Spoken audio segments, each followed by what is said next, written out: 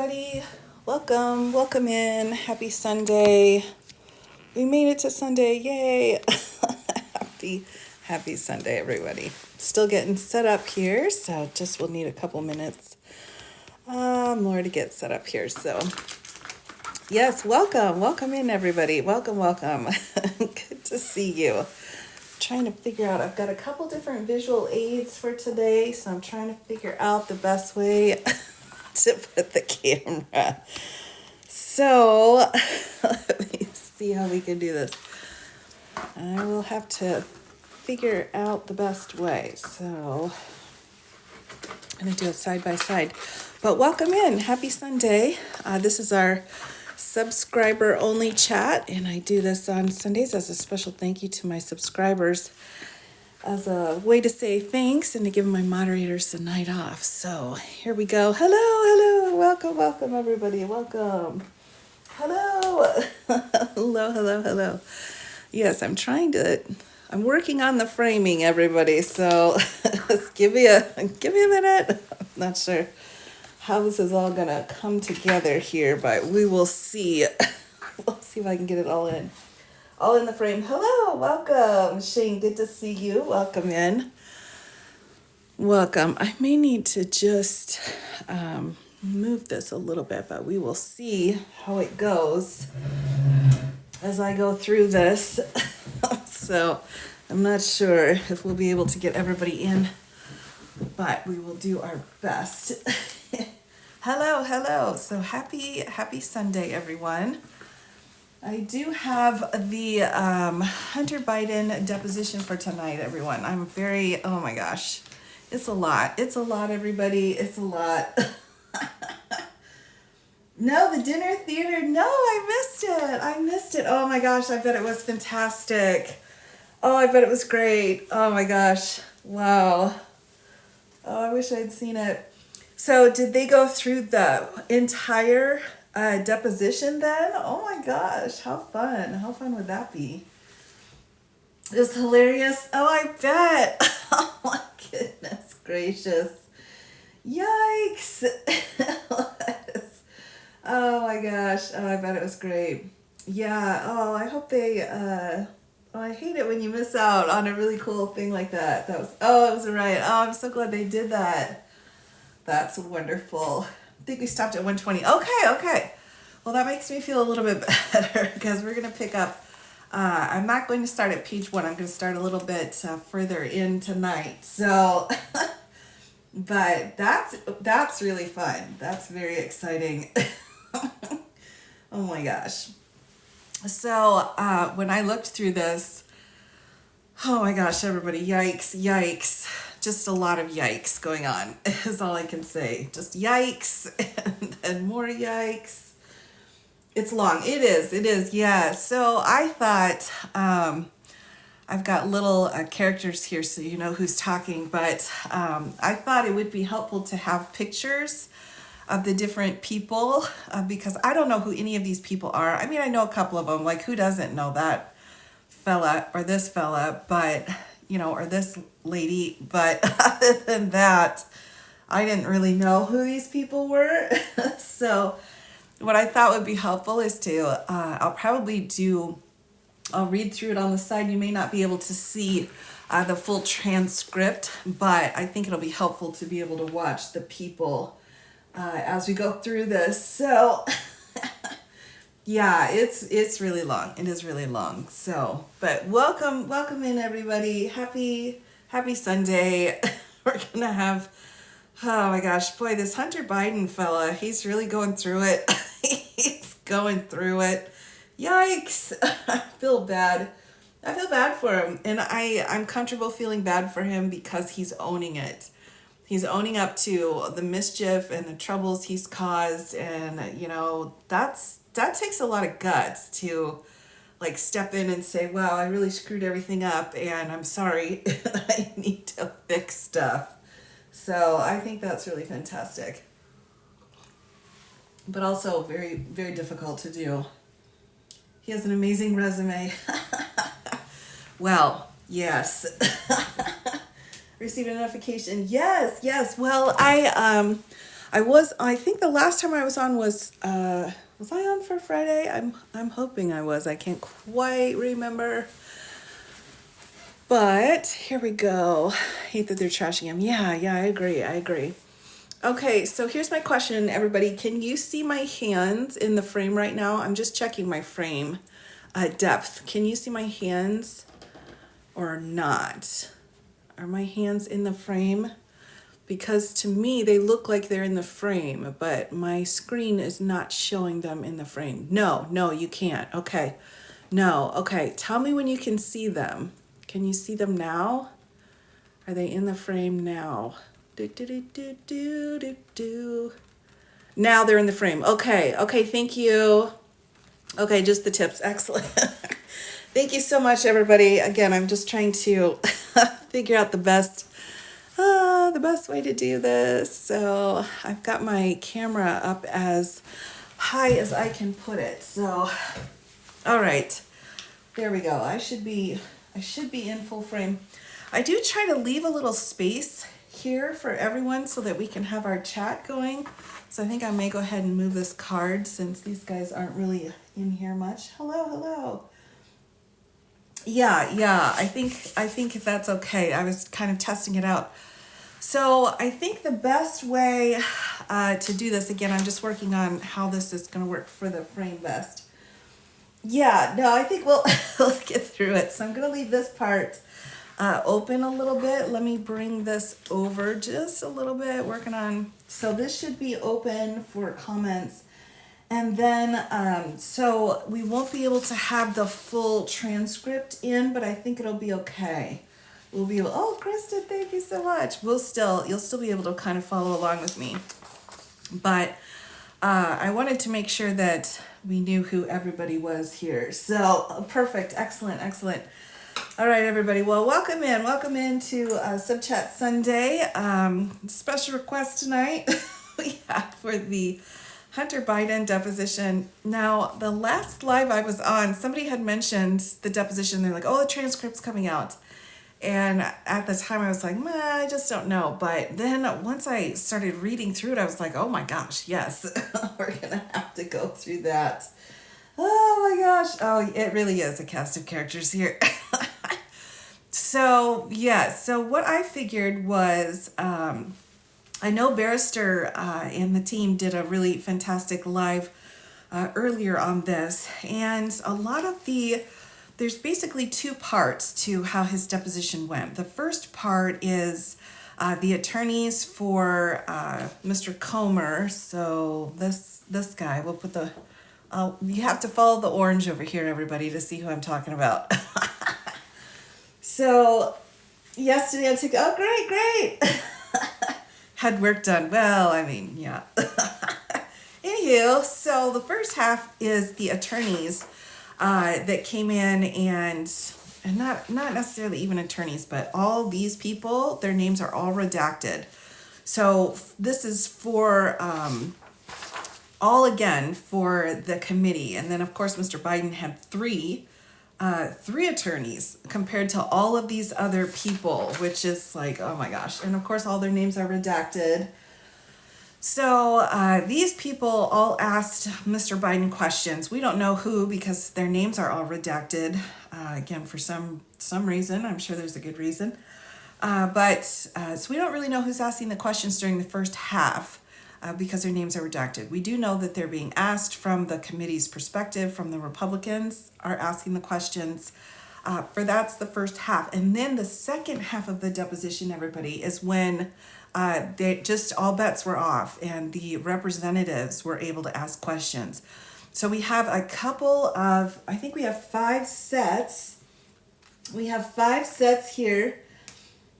Oh yeah, I mean, I don't know, everybody. I don't know. We've 5 sets. So we have each of these people here are asking questions. So that's why they're on the thing here. So I figured I just would put my little orange on whomever's questioning is going on. So to kind of keep us going so you know who I'm talking to.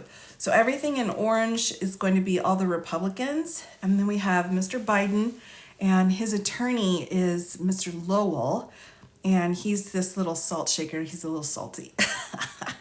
So that's Mr. Biden. So anything in blue will be Mr. Biden as we're following along here.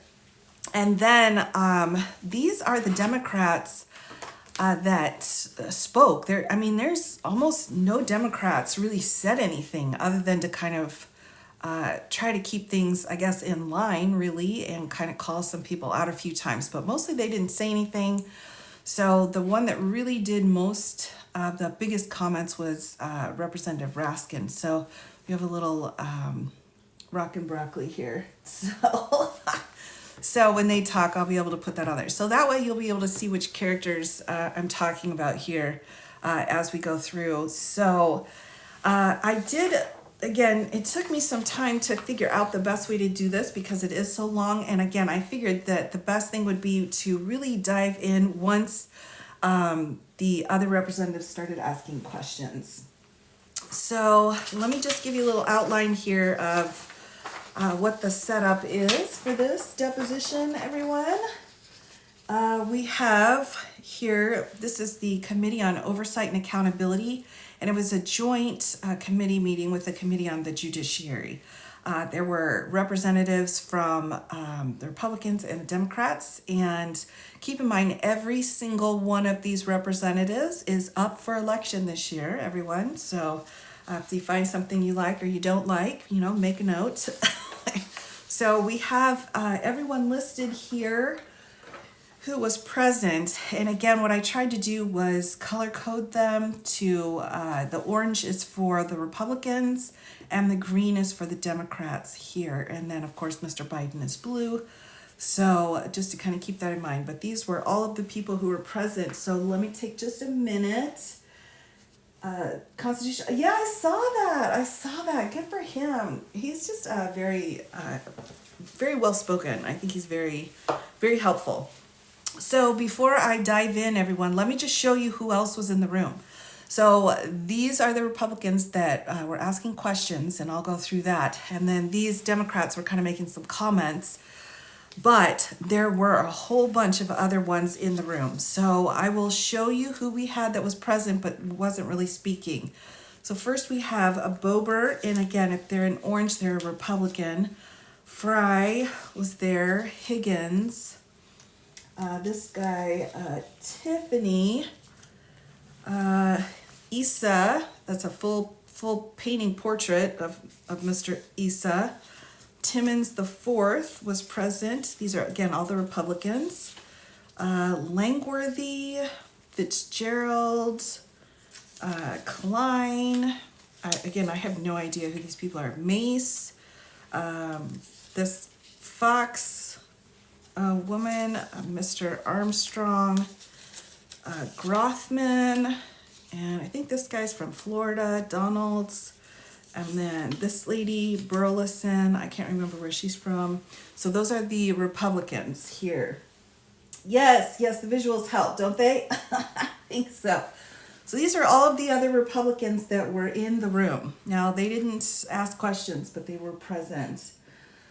Just in case you were wondering. All right, so, and again, everybody is up for re-election this year. So then let's go ahead and go through the Democrats that were present. We had Connolly, Robert Garcia was there, Ivy, Representative Dean, Escobar.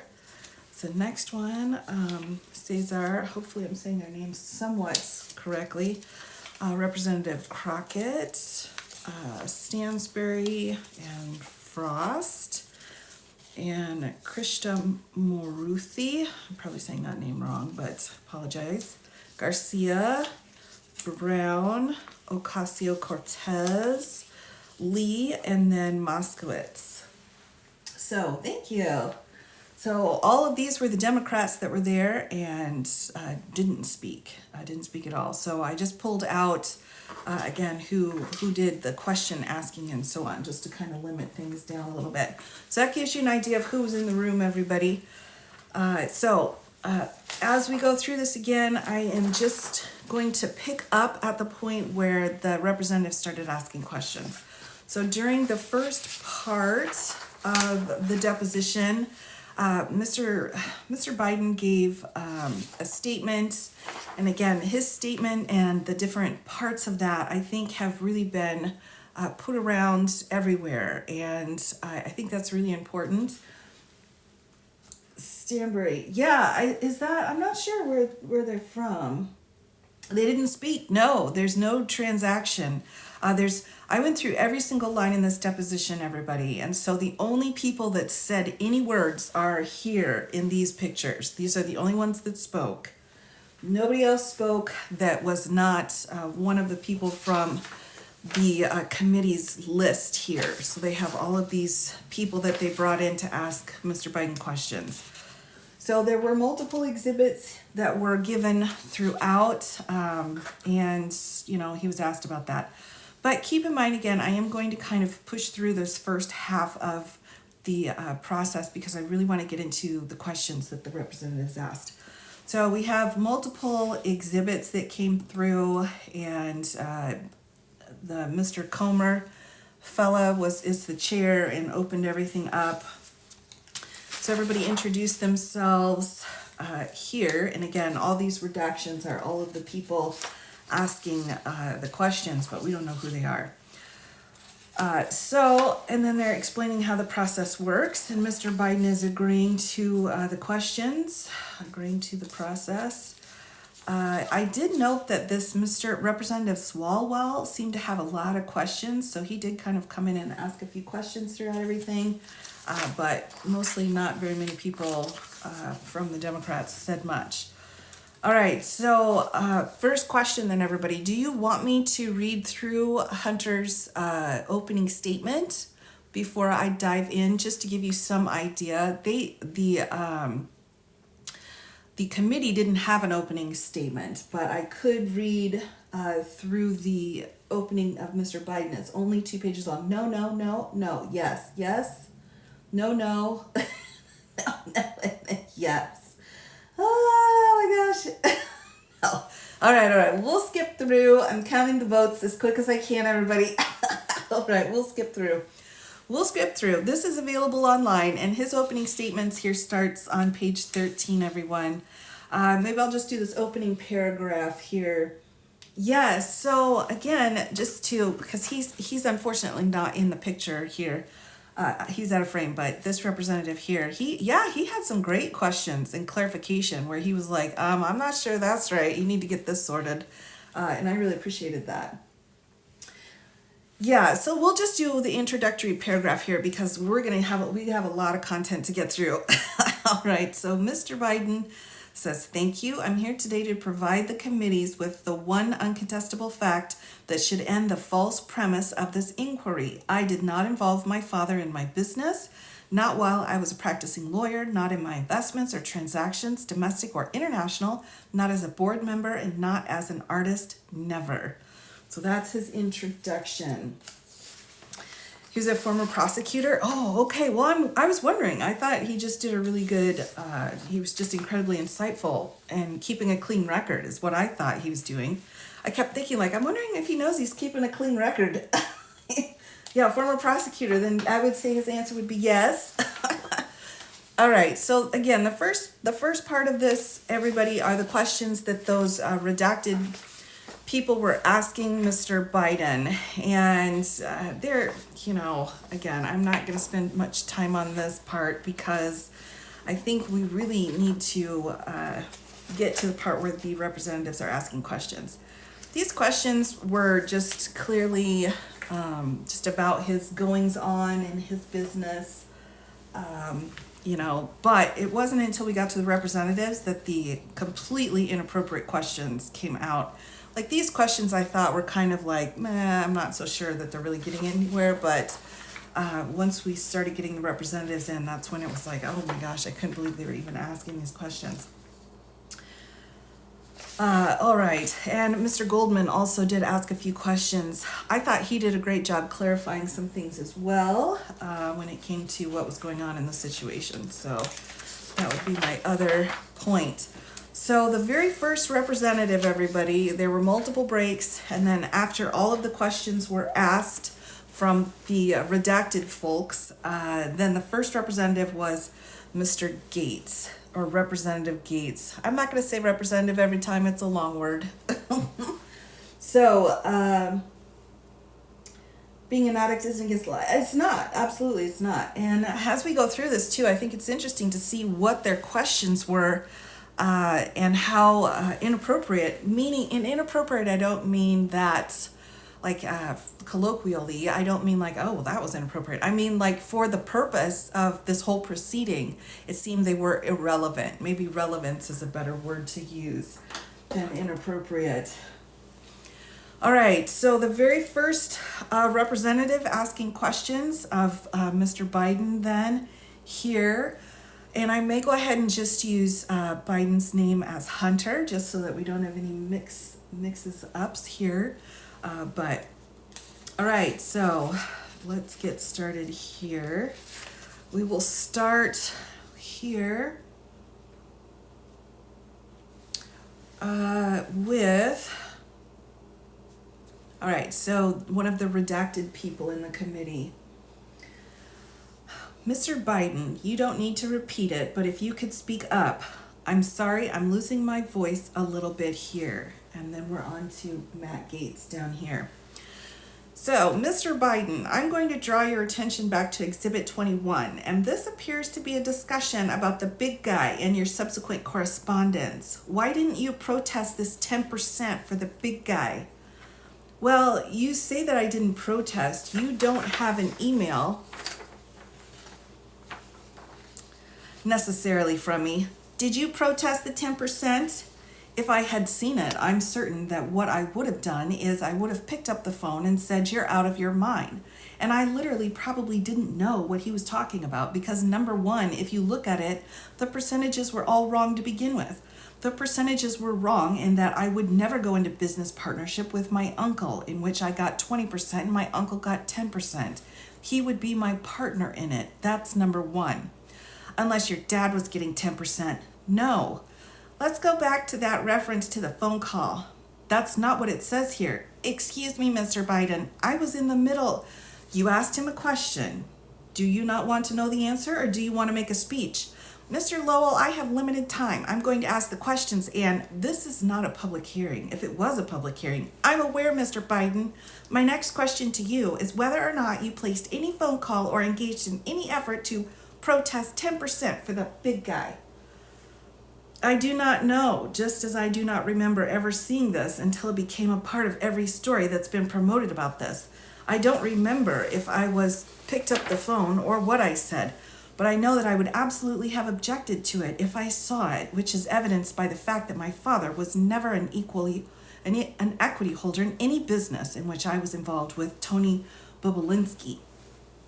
Yeah, I guess the question's whether or not you received that information and protested it in some way, other than in writing, if you didn't protest it or if you don't remember. Am I to understand your testimony correctly that you do not remember whether or not you protested this concept of an agreement to give 10% to your father?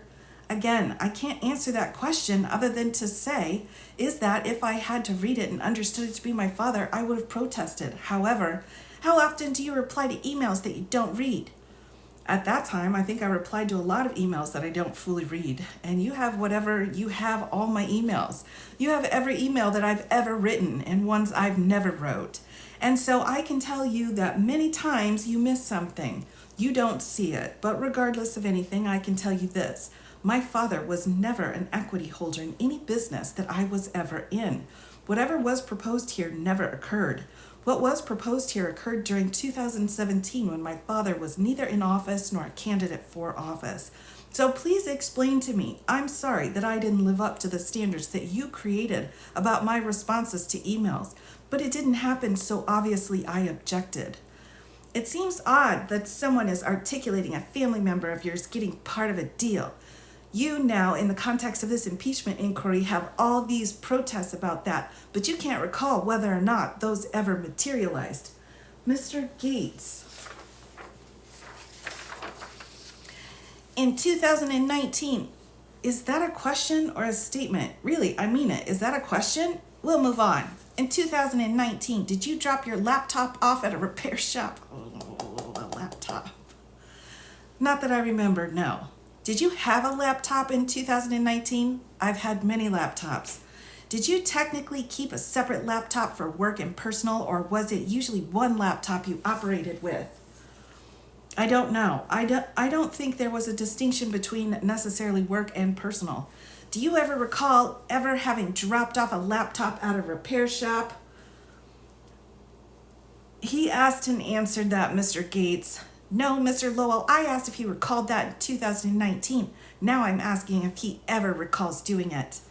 I'll point out that, as I said, there are litigation about this issue, and I'll give you some leeway, but one of the things I discussed with staff is that we aren't going to get into the claims and litigation by the people that are both suing Mr. Biden and vice versa. But ask your next question. Mr. Lowell, I'll tell you what, if I ask a question that you believe you've negotiated the scope out of, just indicate such. Well, it depends where you go next. Did you ever drop a laptop off at a repair shop? I dropped a laptop off at the Apple repair shop that was literally 3 blocks from my office in Washington, D.C. If I was ever going to repair one, I would have walked up the street and dropped it there. Did you ever drop off a laptop in Delaware? The Apple store in Georgetown. Yeah, my question's about Delaware. Did you ever drop off a laptop in Delaware? The largest Apple store in America is the highest grossing and largest Apple store in America is at the Christiana Mall. If I was going to drop off a laptop, I don't ever remember doing that. But if I was going to drop off a laptop, I would have gone to the Apple store, which is 7 minutes from my parents' home there. Do you ever recall ever leaving a laptop at a repair shop? I do not. On your laptop, did you have any sort of login credential? Just the typical, like when you log into your, yeah, of course. Did you have a 2-factor authentication? I don't know. Did anyone else have access to your laptop, legally or illegally? I'm just asking the question in the broadest terms, Mr. Lowell. I do not know if anybody else had access. What do you mean by access? Did they have access to my passwords, or did they have actual physical access to my laptop? Did anyone else use your laptop? Well, I had at the time 3 daughters, all teenagers. I had a niece and nephew. Did they use your laptop? I'm certain at some point. Did they have separate logins, or did they know your login? They would have had separate logins, I believe. I don't remember anyway. Have you seen you've seen coverage of this laptop that purports to be yours that was dropped off in Delaware, right? Yes, I've seen coverage. In any of that coverage, have you seen any correspondence or other material that you know to be fabricated or false? Yes, I do. What?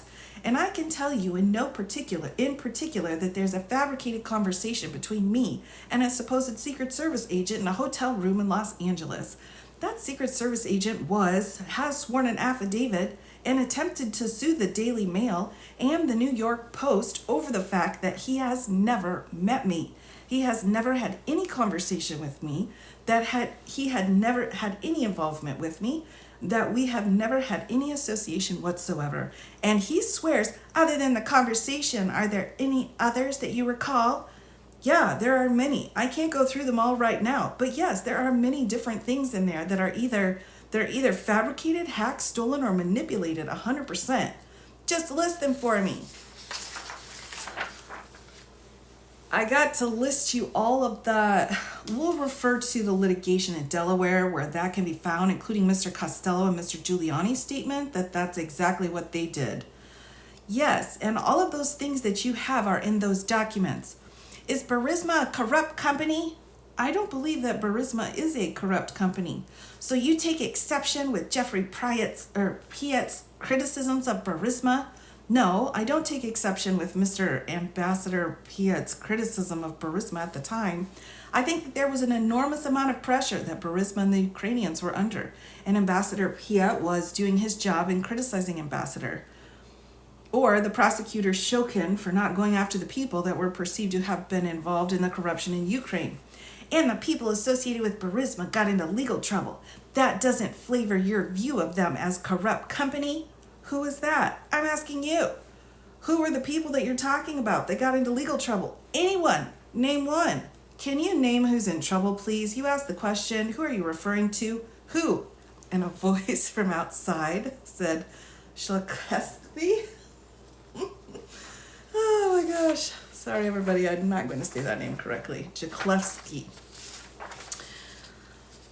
Jaklevsky has never been indicted. He's never been prosecuted. He was investigated. Yeah, I didn't say prosecuted or indicted. What's the question? Investigated, like those people were investigated. Yes, and there was no prosecution was ever brought against them. How many stones were given to you by the Chinese? As I recall, one. What value did you bring to Burisma? I would love to, again, read you the entirety of my resume. No, that's the things you did before Burisma. I mean, when you were working at Burisma. Well, that's the value that I brought to Burisma. The things that I did before, my experience, the vast experience that I had, I was on over 13 different boards. I was the chairman of the board of the largest humanitarian organization that supports the largest humanitarian organization in the world. I was the vice chairman of the board of the largest national passenger rail system. Mr. Biden, I don't need you to go back through your resume. You just asked. The question is, how did you deploy that experience for $1 million a year for Burisma? How did I deploy the experience?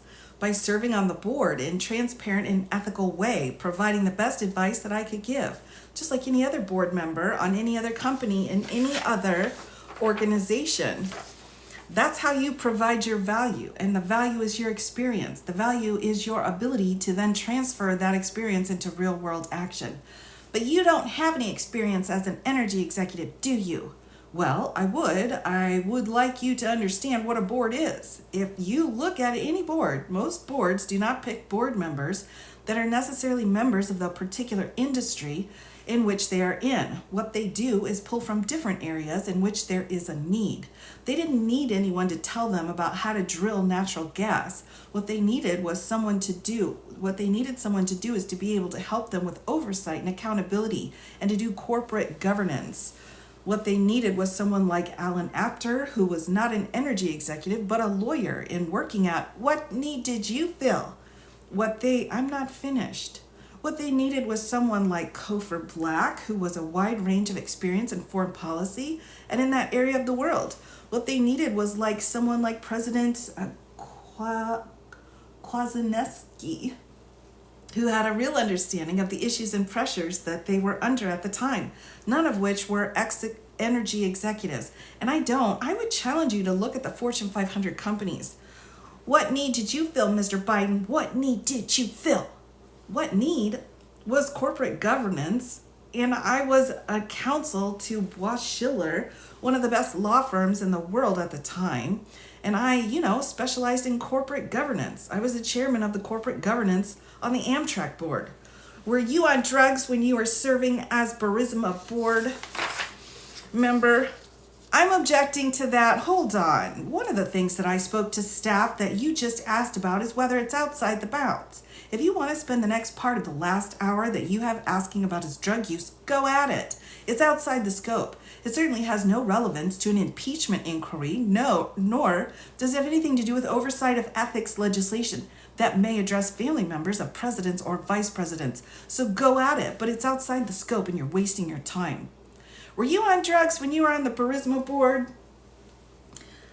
Mr. Gates, look me in the eye. You really think that's appropriate to ask me? Absolutely. Of all the people sitting at this table, do you think that's appropriate to ask me? Yeah. Are you going to answer it? You don't have to answer it. I'm not going to answer it. I've been explicit about, so you're telling me I will answer it this way. I have been absolutely transparent about my drug use. Again, I spoke to you all earlier this morning about that. I'm sorry, I'm an addict. I was an addict. I have been in recovery for over 4.5 years now, Mr. Gates. I work really, really hard at it. Let me answer. I work really hard at it under an enormous amount of pressure. Was I an addict? Yes, I was an addict. What does that have to do with whether or not you're going to go forward with an impeachment of my father, other than to simply try to embarrass me? Mr. Biden, why? We're asking the questions, not you. So I guess I'm trying to get a timeline for your addiction, because in this testimony you seem to take accountability for some actions but not others. And you say your addiction is the reason why you're unable to be accountable for the Zang message you sent. I've never said that I'm not accountable. And so, excuse me, Mr. Biden. So I'm going to get a timeline of your addiction so we can ascertain which messages you sent might have been impacted by the addiction and which weren't. It's not to embarrass you. I wish you well in your recovery. So let's go over that. When did you first become an addict? We're not going to go into his addiction. So you all aren't going to tell us when Mr. Biden, I can answer that question, was or wasn't on drugs when we're trying to figure out his influence peddling. Oh my gosh. Okay, Mr. Gates. Mr. Gates, if you're going to continue to go down this road, I'll answer it in this way. I don't think anyone ever has a start date for their addiction. If you've ever been to a 12-step program, you know what you do. You give your history, okay? You go in, you talk about the first time that you ever took a drink. That's the first time that I ever became an addict or an alcoholic. That is the time.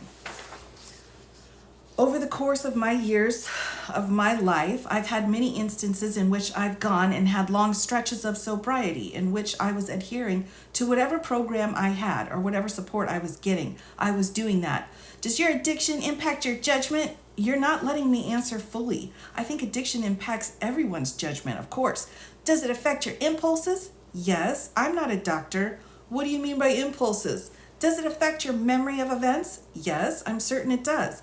I'm certain you can read in any, I'm not a doctor, but I can tell you from experience that my addiction affected you can stop. You got your answer, every portion of my life. And so since your addiction affected every portion of your life, did every portion of your life include your business activities? In what way? In any way. We'll be specific about what way you're asking, because I can tell you this, is that there's something called a high-functioning addict in which you can actually go to a board meeting and you can actually participate in a board meeting that you can actually provide. Are you a high-functioning addict? I think I was until I wasn't. And were you a high-functioning addict when you were on the Burisma board? Not the entire time that I was on the Burisma board, no. Were you a high-functioning addict when you were working on the CEFC deal? Yes, probably, but again, have you ever bribed anyone? No, Mr. Gates. Have you ever solicited a bribe? No, I've never solicited a bribe. And have you ever had anyone solicit a bribe from you? No. You work globally, so you're familiar with the Foreign Corrupt Practices Act, right? Yes.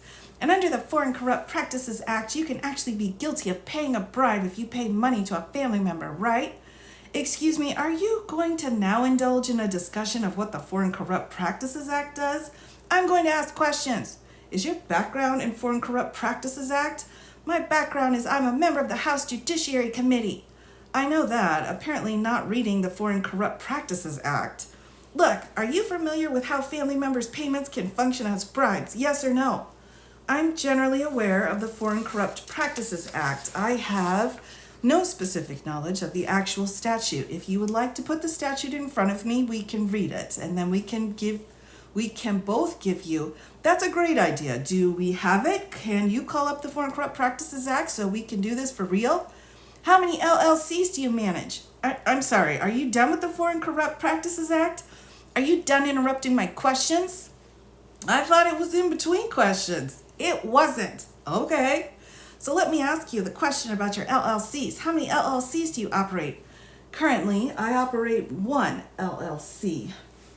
And how many have you operated? Did you operate when your father was vice president? Hold on, I have a list. Do I have a list of my LLCs? No. Okay, so I know this. More than 10? No, definitely not. I know this is that when I first went into business for myself, I created an LLC. And I believe the first LLC I created was called Wasco. That would be where my equity would be. And any business person knows that what you do is that you do not do business in your own name. You create a limited liability company registered in a state. And most do in Delaware, Nevada, or other places. I'm going through the ones. You just asked me the question.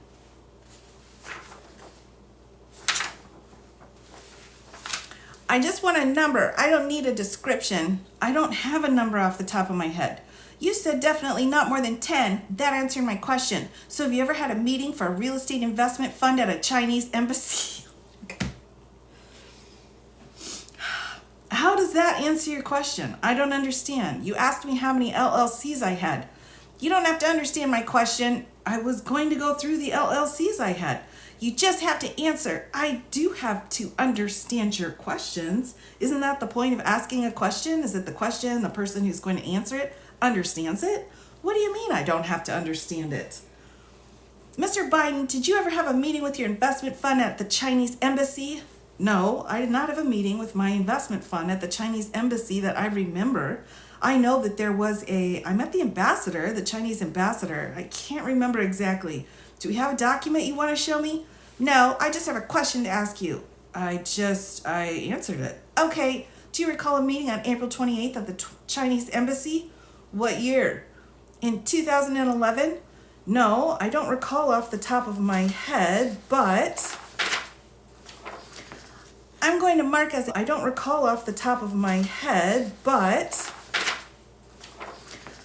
I'm going to mark as Exhibit 23 an email. Provide a copy to you. I had no investment fund in 2011.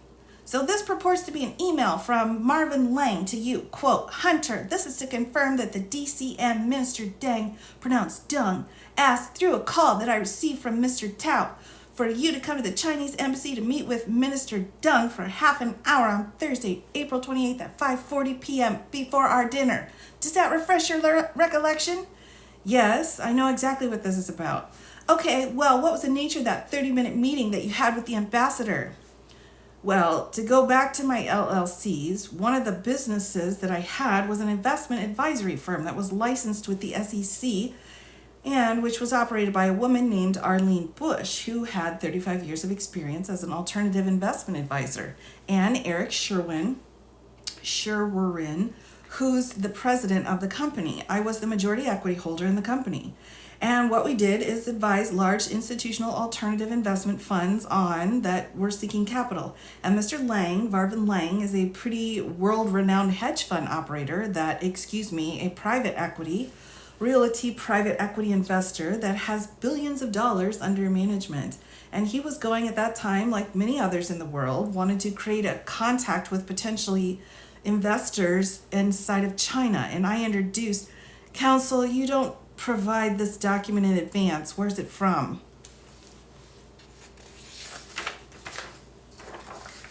A redacted person says, I have no idea. You have no idea? Okay, I have no idea either. So keep going. But anyway, that's the so it was a business meeting at the Chinese embassy to raise funds for a business venture while your father was vice president, right? That is not what that's not what I said at all. I said that with Mr. Lang, I had an operating business, which was an alternative investment advisory firm that was operated under the SEC, and Eric Sherwin, who was licensed with as a Series 7, and Arlene Bush, who was also were introducing Mr. Lang to potential investors. Mr. Lang, Chinese investors, right, or American investors? No, American investors too, globally. At that time, if you remember, Mr. Gates, you may not remember, but at the time, China had said that they were going to begin to invest outside with private money in both alternative investments, infrastructure projects. It was a big reawakening. It was a new day for the China-U.S. relations, and many large institutional investors were seeking potential investors outside the largest country in the world, our biggest trading partner. Didn't it strike you as odd that you're the son of the vice president and you're having this investment meeting at the Chinese embassy? They could choose to invest or not. It was Mr. Lang's fun. It wasn't an investment into me. What was that 30-minute meeting about beforehand, before the dinner that reflected in this? About that. Okay. Need to pause for a tea break, everyone. One moment, please. Oh my gosh. Okay, so what was the different subject that was covered at the dinner? No, it was the same issue that was covered at the dinner. I arrived early and I went to pay my respects to Mr. Deng, who was the ambassador to, was he the ambassador at the time? Mr. Deng. I came to pay my respects before dinner started. And so you're saying it was very traditional. Unique contents to the pre-dinner meeting and the dinner? None whatsoever. And again, everything China does not have to be somehow criminal behavior. I don't understand, really. Did you ever give your dad keys to any office that you had? What? No, I never did. I'd like to mark as Exhibit 24. Is this an exhibit that we've seen before? It's 24. I'd have to see it and take a moment to look it over. Of course.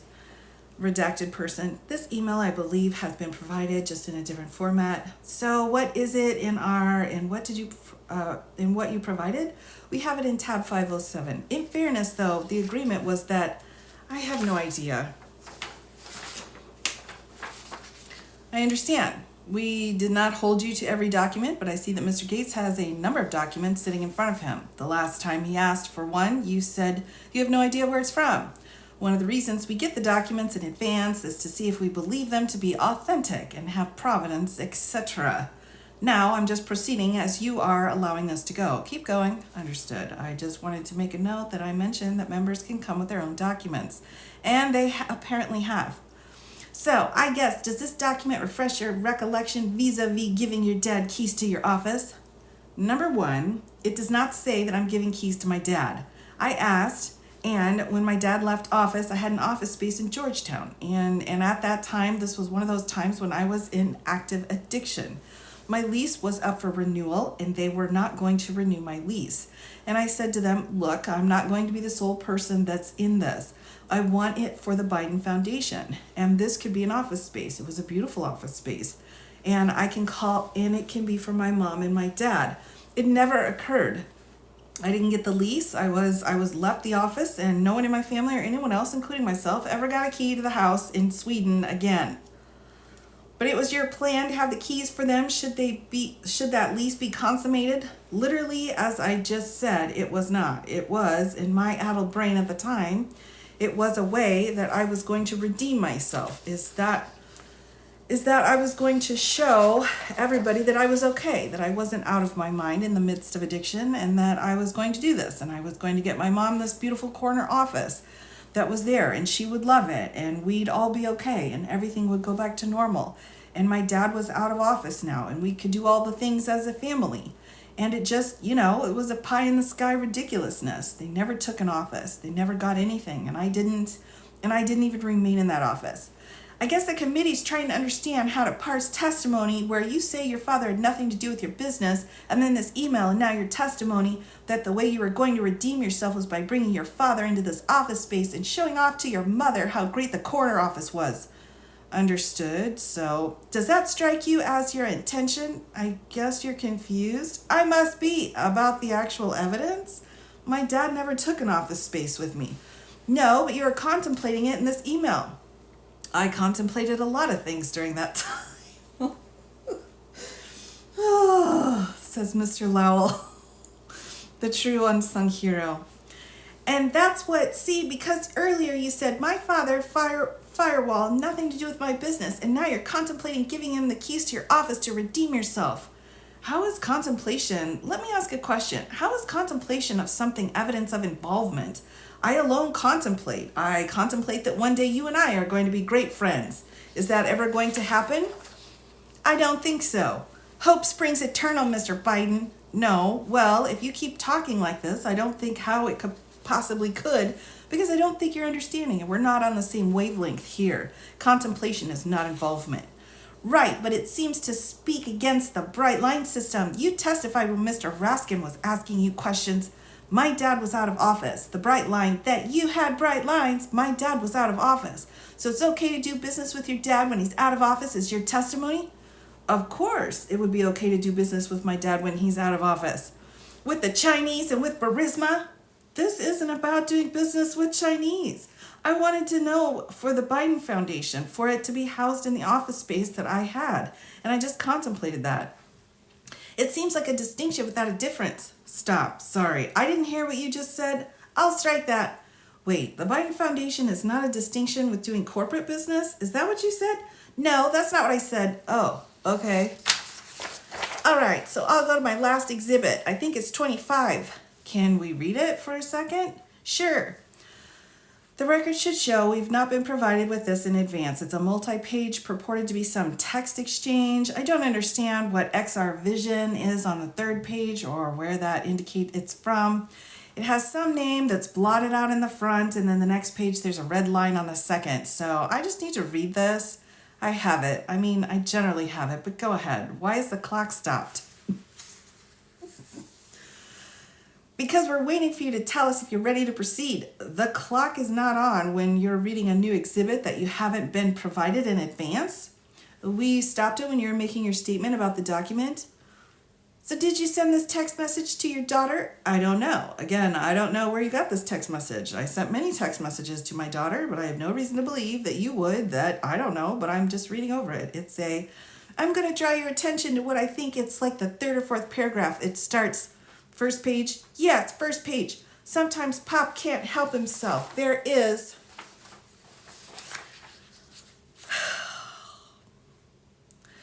literally not a single brain cell he has used, considering what the impact would be on me or you or anyone. He's factoring in the family, had been simply to gauge whether any of us have screwed up so bad that it would diminish his chances. You cannot say over and over again, and it's true, that there's nothing any of us have done that impacts the voters. The voters in the margin, and say how the skeletons of the family may make it hard. It doesn't say skeletons. It does. It says skeletons, capital S. Okay, my apologies. Skeletons of his family may make it hard for him to put us through the ringer in pursuit of the office. It's just pure bullshit. It continues regardless. He's still using that line by proxy. He doesn't say it himself that directly, but all of his advisors do. Do you recall sending that? No, I don't recall sending this. But I can tell you this, Mr. Gates. Number one is this. This is me on supposed to be to my daughter February 22nd of 2019. And I'm literally on a daily basis trying to unalive myself. It had nothing to do with business. It doesn't have anything to do with anything. It's me complaining in every different way, shouting out at the world, and literally in complete and utter agony.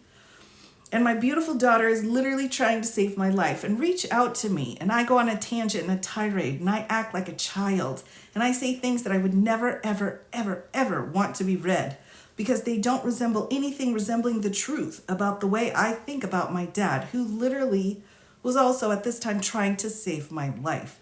And so I don't know what you're trying to get to here. I was just asking if you sent the message. It sounds like you do remember sending it. My question is, that's not what he said, Mr. Gates. Mr. Lowell. Literally, no. You can keep stating his testimony for him and let the transcript state his testimony, but don't mischaracterize it. Well, it certainly seems to me like he remembered it. A lot of things seem to you that nobody else in this room would seem to be the truth. Which advisors are you referencing? Do you have children, Mr. Gates? What's that? Do you have children? It's not about me and my family, Mr. Biden. It's about yours. I'm trying to get to the point, Mr. Gates. I'm asking you a question about which advisors you're referencing.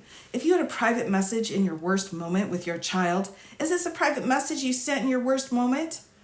How does it have anything to do with? I want to know which advisors you're talking about, who were warning you that your corrupt activities might have impacted your father negatively. Again, I apologize. I don't want you to get emotional about this, because I'm not. And I apologize. I really, truly do. Is that I cannot verify forensic certainty of this message because you have not provided me with any forensic certainty. I do not know whether it was manipulated or not. I do not know if one word was added or another was taken out. I can't, and neither can you, and neither can anyone. And that's the point, because I do know other text messages were manipulated. We know for certain that there's a guy named Smirnov who is going out and making up lies. There's a guy named Gal Luft who's going out and making up lies. You've exceeded the scope of the question, Mr. Biden, and I only have another moment, so I'm answering it in full. Yeah. So did any of your father's advisors speak to you about your conduct being problematic for his political ambitions? No. Never? Never. Those are my questions. Whew, everybody. All right, and that's it for Mr. Gates. Whew, shake it off, everybody. Shake it off. Shake it off. We're just getting started here. Just get started. Shake it off. Shake it off. All right, everyone. Next up. So that was Mr. Gates. Tea break. That was Mr. Gates. That's just getting started, everybody. Next up, we have a Representative Hagman. He is exhausting. A true story. That's a true story right there. All right, here we go. Let me see here. Yeah, I agree. So the next ones are all shorter. His was the longest. So here we go. I need a shower. I know. All right, so we are, again, follow the dancing orange, everybody. We are here with Hagman, Representative Hagman. All right, Ms. Hagman. Here we go. Mr. Biden, Harriet Hagman from the state of Wyoming. Nice to meet you, Congresswoman. Can you hear me okay down there? Can the court reporters, can you hear me okay? I can. Harriet Hagman, Hageman, state of Wyoming. I have a couple of questions I would like to go over with you, and they're going to be, some of them are sensitive. I'm not asking you these questions to embarrass you or cause you heartache. I'm asking because I think that the timeline that we're dealing with here is very, very important. You have repeatedly pointed to your education, your background, your history, your experience, and your resume as the basis for your qualifications to work for Burisma, the richest man in China, Romania, etc. Correct? Yes. Okay. You also stated, I believe in your book, that you had a raging crack cocaine addiction during the same period of time that you were working for those companies from 2003 to 2019. Is that also correct? No, not completely, not the entirety, all the time. And if you read the book, it provides a general timeline of when the acute addiction to crack began and ended. But I believe that in your book, it was around 2003 when it began, and in 2019, you've been in recovery since then. Is that fair? Not even remotely. Okay, can you give me the timeline then? No, I cannot tell you the exact timeline, but I did never use crack in 2003. May I begin? I think it says in the book, I think sometimes in 2016 or so. Okay, you've confirmed that those addictions today, correct? Which addictions are you talking about, ma'am? That you had a crack cocaine addiction today, correct? You've confirmed that? Congresswoman, he's made a long statement saying that he was a high functioning, not high functioning, his areas of sobriety. I would rather that you not testify on his behalf. He can either tell me whether I'm correct or not. We'll just have him answer the questions, okay? Okay, miss, thank you. Congresswoman, I got it. What's the question? Okay, sorry. So what I want to find out is that during some period of the time that you were working for these various companies, you had addictions. You've confirmed that today, correct? Yes, I think the most acute addiction I had was alcoholism at the time. All right. So between alcoholism and crack cocaine, you have had these addictions since the period of time you were working for these companies, correct? Not the entirety of the time, but some of the work that I did. Well, I would also say that you're familiar with the laptop, and you've indicated that you believe that there are some things on there. I'm sorry, what? That are not accurate? Okay, I'm sorry, what laptop? The laptop that was dropped off with a person in Delaware? The subject of your lawsuit?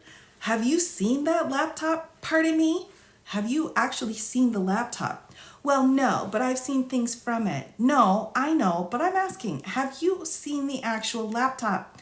No, I haven't, but I don't think for purposes. Does anyone know the existence of a Mr. Biden actual laptop? Mr. Biden, for purposes of my questioning today, I do not need to. I'm sorry. Have the physical laptop in front of me. If you cannot answer my questions, please say so and we will move on. Ms. Hagman, I'm not in any way. So, I'm sorry, I'm trying to answer the question. But I would like you to focus on answering my questions. So in terms of what we have seen with some of the photographs, the information from the laptop, the information from your book, I would say I don't believe that that represents someone who would be responsible and considered a professional for handling multi-million-dollar international business deals focused on corporate governance. Would you agree with that? Again, I think that addiction is a very difficult thing to be able to define. I think that there are moments in time when you can be fully competent. I think that there are a lot of people around this room who suffer from alcoholism that are still in this room and that they're still functioning. Then let me ask the question this way, Mr. Biden. Just by virtue, I'm answering the question. Mr. Biden, Ms. Hagman, you're not answering my question. I promise you, you're filibustering. I'm answering the question. So here's my question. In terms, I don't know why you're being so hostile. I'm trying. In terms of your qualifications and expertise, did you tell your handlers and the people that you worked with at Burisma, the Chinese company, etc., of your addictions? What do you mean by handlers? People that you worked with at Burisma? Oh, you call them handlers? Do you have handlers? No, but I think you do. Well, that's so let's go ahead. I guess that's your opinion. But I'll restate the question, Mr. Biden. I'm trying to answer your question. Let me restate the question because Congresswoman, I don't want, your attorney apparently doesn't like to interrupt, but if you're going to ask a question, please let him answer your question before you interrupt him. You interrupted me, so let's not interrupt. Restarting the question. Each other anymore. That's a deal? That's a deal. Okay. All right. So my question for you is, in terms of your qualifications and expertise, did you tell the folks at Burisma, the Chinese company, Romania, etc., of your alcohol and drug addiction? I don't remember if I actually told anyone directly about that, but it was at the end, it was fairly obvious that I had a problem. Okay, so you don't at the end. What do you mean by at the end? Before I was sober. And when would that be? Again, I feel like I have to explain what addiction is. You don't have to explain addiction. I'm asking for dates. Okay, I don't have, because if you understood addiction, you don't necessarily have dates. The one date that you remember is this. You remember the day that you quit. You remember the day that you first started when you were 11 years old and you had your first drink. You don't remember all the times in between in which you weren't an addict, in which you were sober, in which you tried to get sober, in which you had long stretches of sobriety during that period of time. And I mean, everybody knows this. Everybody has someone they love that's gone through this. It's, Mr. Biden, I'm answering your question. I'm using your terminology. I'm really trying to answer your question. You said at the end. I said, what did you mean by at the end? At the end? Yes. The date that I know that I stopped using drugs and alcohol. And when was that? The date was officially, it was June 1st. Of what year? 2019. Well, you've testified today that you were serving on the board in Burisma in a transparent and ethical way, to quote from you, and that you were providing oversight and accountability in corporate governance. Again, quoting from you. Don't you believe you had a fiduciary responsibility to inform Burisma and the other folks that you were working with, about your addiction? Thank you for your question. And I would ask this question. Do you think that every colleague of yours or anyone that works for you that's an alcoholic, which I can guarantee you at least 30% of the people that you serve with suffer from alcoholism, that they're either in recovery or active addiction, do you think it's incumbent upon them if they suffer from alcoholism that they immediately resign? That wasn't my question. Well, I'm answering. Would you please read back my question? That is how I'm answering the question. Oh, can't read back the question? Well, then I'll state it again. And I will say this. If I have a fiduciary responsibility to do my job based upon that, it is not necessarily that because you're an alcoholic or because you're an addict, whether you're in recovery or otherwise, that you need to leave your job. I didn't ask whether you had to leave your job fiduciary responsibility. I asked whether you had a fiduciary responsibility. Of course, any board member to provide any notice has a fiduciary responsibility. Please let me ask the question. Okay, I'm sorry. Did you have a fiduciary responsibility to tell them of your addiction? I had a fiduciary responsibility to complete the work that they required of me at the times that I did the work.